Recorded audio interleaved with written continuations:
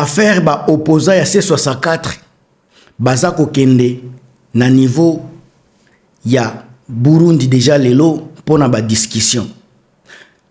Comment imaginez-vous ba contacter bango kaka da 3 jours bazui déjà avion baza ko kende. Dans moins de 3 jours ba opposant ba contacter bango pona concertation na président ya Burundi basi ba kende ki déjà. Bandima ki likambo ngo ndenge nini dala vite comme ça. Bazwa ki temps, est-ce que bazwa ki temps ya ko réfléchir pona likambo ngo?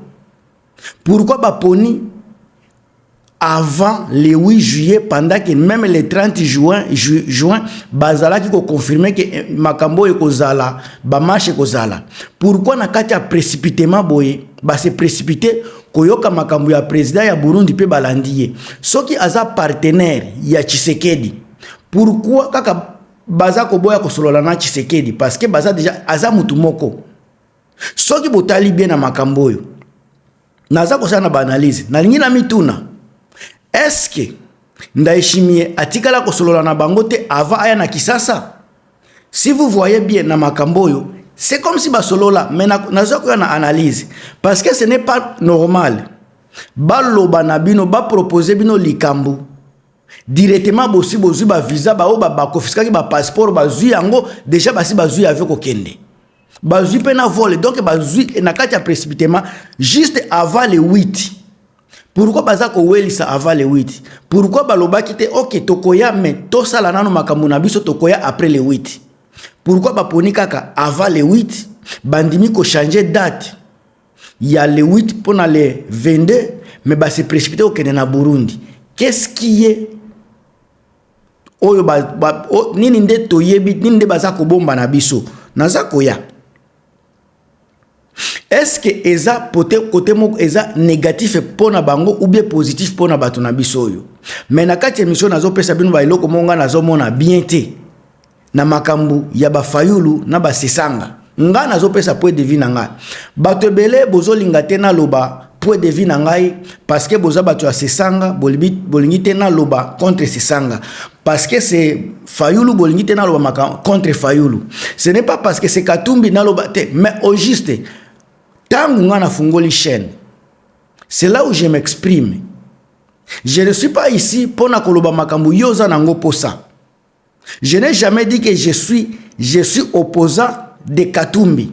Je n'ai jamais dit que je suis opposant de M23. Je n'ai jamais dit que je suis opposant de Fayulu. Je m'oppose contre le régime de Tshisekedi. Biso nyonso toza ba opposant, toza ko s'opposer contre ennemi moko commun Tshisekedi.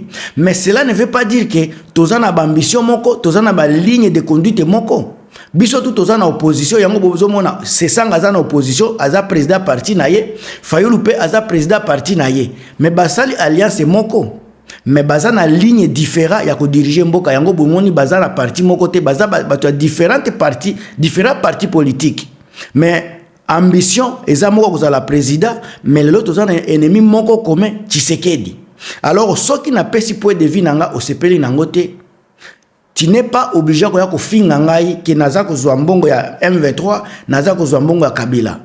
Est-ce que tangu Kamere na pardon eza la Kamere eza la Fayulu tangu aza ko finga Tshisekedi azwa kambongo ya nani? Soki nga na dénoncer Tshisekedi, cela veut dire que nazwa kambongo ya opposition. Ndeko nanga soyez quand même grand, soyez honnête, soyez juste. Ce n'est pas parce que na lobi makambo sepeli nangote nde baza ko futa ngai pa Kabila. Ce n'est pas parce que na lobi makambo bato ya Katumbi ba sepeli te nde soki M23 za ko futa nga. Mais au juste vous prenez tout le monde comme ba corrompu. Et là quand ils ont là déjà que bino bato boza ko benga mingi za ko bimisa déjà que boza ko ndima boza ko accepter qu'il y a la corruption. Donc tout le monde peut être corrompu. À plus forte raison, ba chef de file ba opposition, ya ba parti politique, bangonde ba kozala na première ya kozala corrompu parce que bangonde baza ko guider masse. Alors ngai naza ko pesa point de vue na ngai. Selon ndenge naza ko monela naza ko analyser. Encore aujourd'hui na ko choquer batu parce que nazo pesa analyse onga na moni que eza juste. Et puis natikala jamais koloba analyse nyos na kozoloba eza 100%. Je peux me tromper na kati ya analyse mususu. Ce n'est pas parce que na lobi Martin Fayulu aza nazomona ye clarté nde yo comme ennemi na ngai. Je ne suis pas le seul à koloba nazomona ye clarté. Je ne suis pas le seul à koloba sasenga pe nazomona ye clarté. OK, ce que OK na ba journaliste lokola ba pero baza koloba même ba kalonji ba oppo ba kutu batu ya pouvoir baza koloba batu wana baza kozwa mbongo ya Tshisekedi. Pourquoi nga soki na lobby na bokomi boza ko attaquer ngai? Je ne veux pas m'azarder pour na ba menace bataki na bino. Si tu ne veux pas olingi koyoka makambo nazoloba te okomi ko traiter nga mutu ya bonazo zo mbongo ya mutu boye, c'est bien ko stopper ko tala ngai parce que je ne suis pas ici kaka pona koloba makambo yo olingi. Je suis ici pona ko dénoncer makambo zo leka na mboka. Je ne suis pas ici pona individu moko mibale misatu. Je suis ici pour le pays RDC. C'est ça moi. Mutu ata mon côté devant Dieu, devant mes parents, atikala kopesa nga 1 euro. Un politicien n'atikala jamais kozwa euro mbongo politicien. N'atikala jamais kozwa mbongo politicien. À moins que batinda ngonzela ya mutu ango pe apesa nga ite mais n'atikala jamais kozwa. Jamais j'ai touché l'argent des politiciens. Ceux qui n'ont dénoncé makambo ya mboka, c'est parce que j'aime le pays. Il y a d'autres baza ko dénoncer makambo ya mboka parce que baza kozwa mbongo. Mais moi avec audience onaza nango n'atikala jamais kozwa mbongo ya mutu pona dénoncer makambo ya mboka. Alors ba point négatif nga nazomona na déplacement ya ba opposant ya Congo. Mutu nyonso aza ko se déplacer kuna ezape Joseph Kabila Kabangi yepe atindi mutu moko délégat nini représentant na ye kuna. Donc nga naza ko lobela bango nyonso spécialement na ba oyo batiaki marche le 8 yango ne nazoloba ba sasenga sesanga pardon ozui Martin Fayulu na ba misusu wana mutu nyonso azalaki prêt pona banini oyo ba marche yene nazolobela.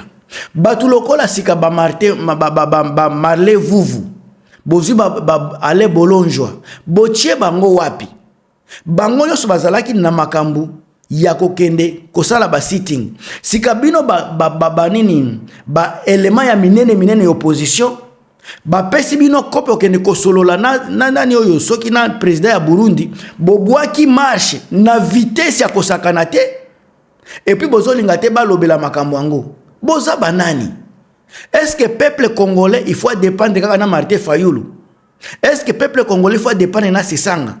Soki bango ba monike ba ko participer na marche te bazokende na Burundi. Il fallait que baloba bango ba ko na Burundi ba misusu wana batika la ko continuer na musala. Ce n'est pas parce que 2 ou 3 personnes baza absent nde marche nyoso et kangami. Parce que ba Marley Vuvu bazali ba opposant mususu baza wana bango bakoki ko sala marche wana pendant que ba Martin Fayulu bake koyoka kosolana na soki na Burundi wana boyoka sika ba vérité o eza na kati oyo bato ebele ba yebite bato ebele bozo benga boza pour Fayulu boza pour Sesanga mais na kati ya ba vérité bino bozo yebate bozo mona kaka ya likolo ya kati kuna bato ebele baza ko ignorer yango. Alors, si la coalition ya ba Fayulu, ba Katumbi, ba Kabundi, ba Matata Ponyo na ba Sesanga présente voyage comme démarche responsable, démarche moko responsable, il comporte plusieurs risques majeurs pour l'opposition. So ba moni que ça marche bien, mais ba risque moko ya minene il faut zalaper. Risque ya démobilisation populaire, il faut ça eloko ya liboso. Démobilisation populaire que la liboso parce que maintenir la pression dans les rues demande logistique mounene et une faveur constante à peuple congolais. Manipulation bazo sala tantôt bosali magamba lobaki ba okende ko déposer plainte bango moko ba changer les loko mi marche ba changer lisusu ndeko nangai to solola. Reporter une marche très attendue casse la dynamique et peut créer de la frustration ou du découragement chez les militants. Peuple va se décourager dans makamboyo. Alors, et là comme sous ça image d'une opposition dépendante de l'extérieur.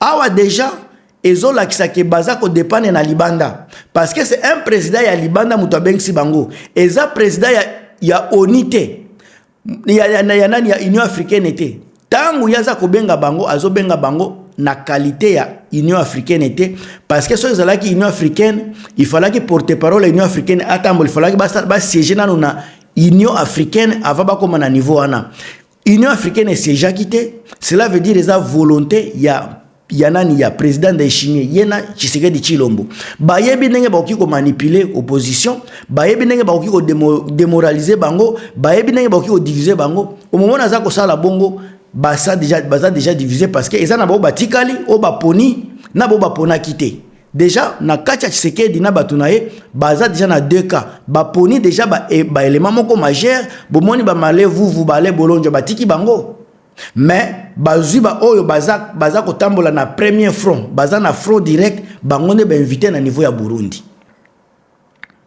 Alors aller chercher l'arbitrage des chefs d'État voisins peut donner l'impression que l'opposition compte davantage sur la diplomatie régionale que sur les forces de base populaires congolaises.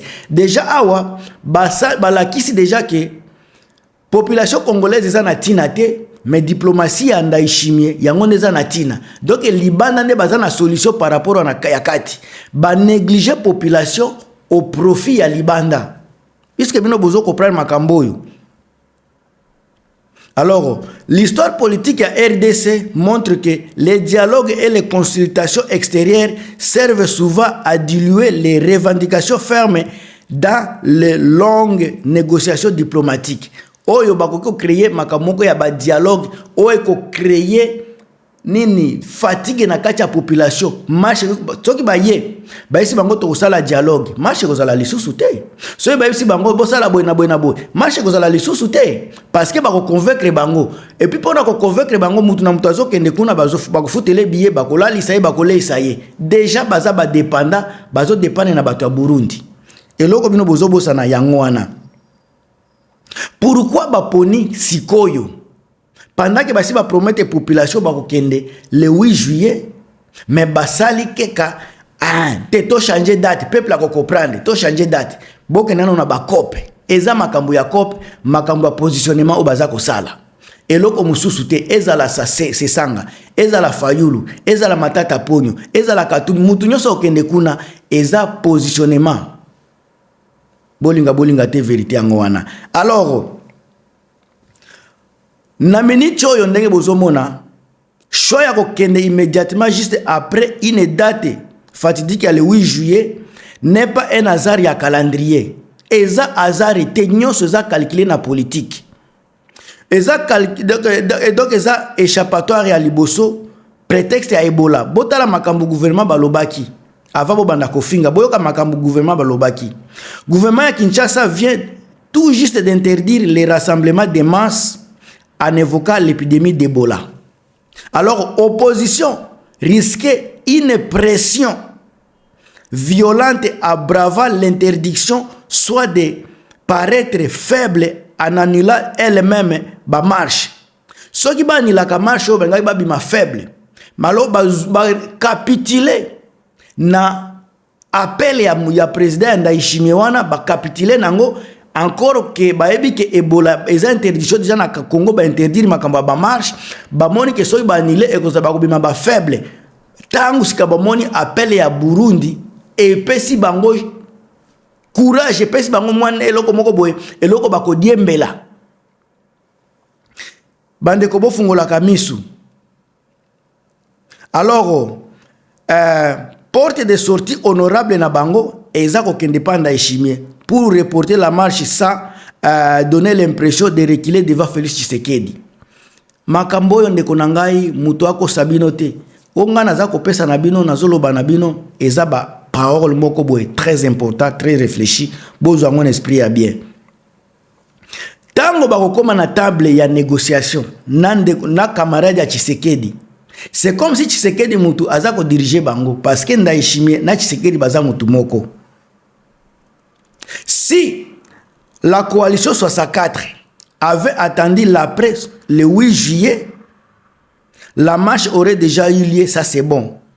Si elle avait été un échec ou violemment réprimé, l'opposition aurait parti au Burundi affaibli ou avec des leaders arrêtés. En reportant la marche au 22 juillet, il garde la mobilisation de la rue comme un moyen de pression directe pendant leur discussion à Bujumbura. Mais na minute choyo, ils ont fui bakimi parce que déjà bayebete Tshisekedi salobaki banini ba marche wana ezalate pona Ebola. Bango bazalaki na difficulté ya kobomba yango bozomona bakimi na Burundi pona soni. Naza koloba na bino bandeko nanga bofungola matoi bofungola miso. Olinga ngai te, mais en tout cas soki nazo loba likambo ya motuya bocha ata ba j'aime ata na ba commentaire. Pona nga esa n'engage que moi ndeko na ngai ozotala nga pona nga encore une fois toza na opposition ya malonga te na Congo. À moins que vous convaincre nga na likambo mususu, mais onga naza komona on naza ko analyser opposition ya malonga ezate. Ba opposition ya ko s'expliquer, Avec batu ya boye, est-ce que vous avez espérer vraiment ko changer mboka? Avec opposition ya boye, vous avez espérer vraiment ko zwa bokonzi. Avec opposition o eza manipulable boye. Président ya Burundi mutu aza ko causer ba problème na Congo. Mais droite ya Tshisekedi yenda za ko appeler opposition et puis bazo kima lokola bambua lokola bangulu liboso ya président ya Burundi. Tout juste parce que ba opposa oyo bango moko nanu na pesi bino likamoko ya clair. Bayebi ke risque ya manifestation oyo eza élevé, risque négatif pona bango. Ba pekisa ki ba marche pona Ebola. Sika tangu Burundi ayekolo baboya olie ba moya baboya tangu subangaki baboya mais soki baboyi marche ko simba te parce que ba répression risque ko créer bango problème. Alors il faut ba kima bala kisake bakende ki boye na boye baza ko kende ko ba négociation nini baza ko kende. Est-ce que baza na problème o iza ko permettre bango basa la négociation et loko baza ko sala ezaka marche baza ko loba non au changement de la constitution? Est-ce que loko nande ko mema bango vraiment na Burundi ou bien zelo ko mususu sima ya makambo yango? Ndeko nanga tokola biso tozomona toza ko analyser mususu toza ko bomba pe olia ko loba nyoso to bombi kaka parce que tala kaka bocha ba point de vue na bino na kati ya commentaire osalanga bien. Mwana ya mama Marie Antoinette Makayabu ye oyo.